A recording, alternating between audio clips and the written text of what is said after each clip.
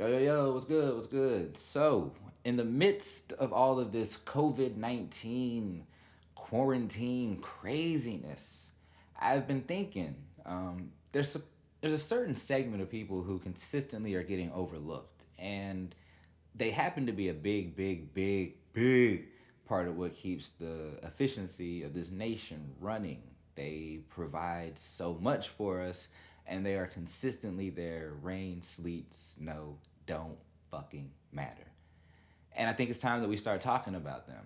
I'm talking about the Postal Service, y'all.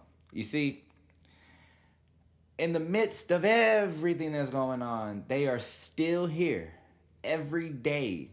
A lot of them are contracting the virus, but still here. I wouldn't say the virus, but are getting sick, are showing symptoms, showing things like that, but still pushing through to get this mail to y'all every day. And I think it's time that we address that, no pun intended. But look, I know a lot of y'all are mad because you've seen these articles and these headlines talking about the Democrats are stonewalling the checks coming to people. They don't want people to get money, this, that, and the other. The Republicans put out this bill. All right, look, I'm not going to choose sides right here. What I'm going to tell you is both of these bills have things that you probably don't care for. But what I will say is the Republican bill, when read through, appears to be 75% of corporate and business bailouts while not really thinking too much of the working man. And the Democratic one seems to be a very big bailout for the people, but also trying to add left wing things that aren't really relevant to the situation, like ICE and other stuff, trying to abolish, the things that they try to do. They still do political pandering, and that's why both bills have issues. But what I do like about the Democratic bill is the fact that it offers $25 billion to rectify the situation. And what is the situation I'm speaking of? Well, a House panel found that by summer, yes, as early as June, we might not have a postal service because they can't find a fill for the need of getting the mail everywhere with the decline that's happening. And that is an issue. Why is that an issue? Because people need medical supplies.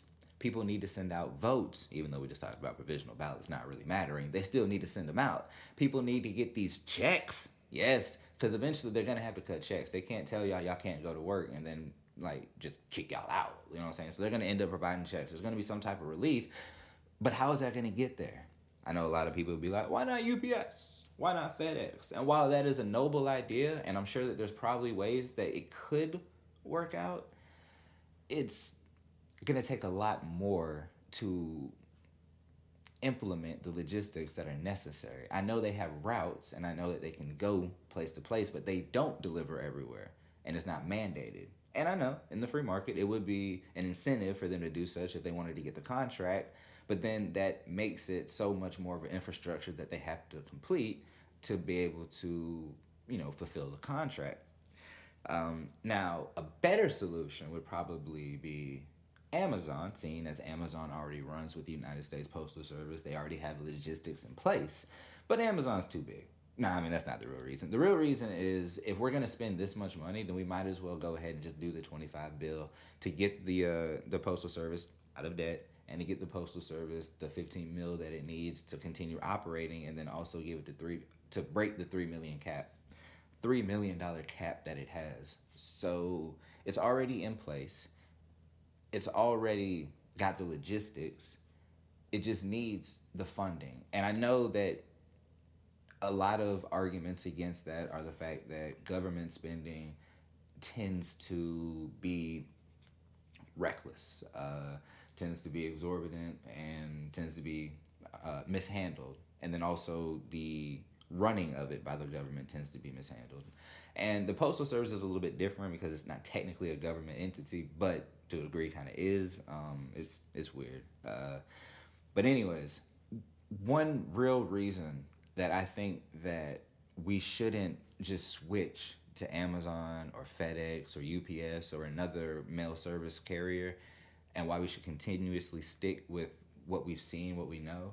And it kind of goes against everything that I normally talk about, but it's this sense of normalcy that would hopefully register in people's mind. Like, once we emerge from everything and we're finally trying to get back into the day-to-day swing of things and the economy's starting to open back up and stores are opening and we're becoming social again, we're going to need certain things to make us remember what it felt like to be normal. And the postman riding by, delivering your mail, seeing that eagle on that truck, on that van, just watching that same person who's been delivering the mail to you is going to make you remember, like, damn, it's not so bad. It's not so crazy. And whether that's true or not, at least believing that is gonna be very, very, very helpful during those times. So I believe a sense of normalcy in the to the extent that seeing something of familiarity that will at least bring you a sense of comfort, a sense of security,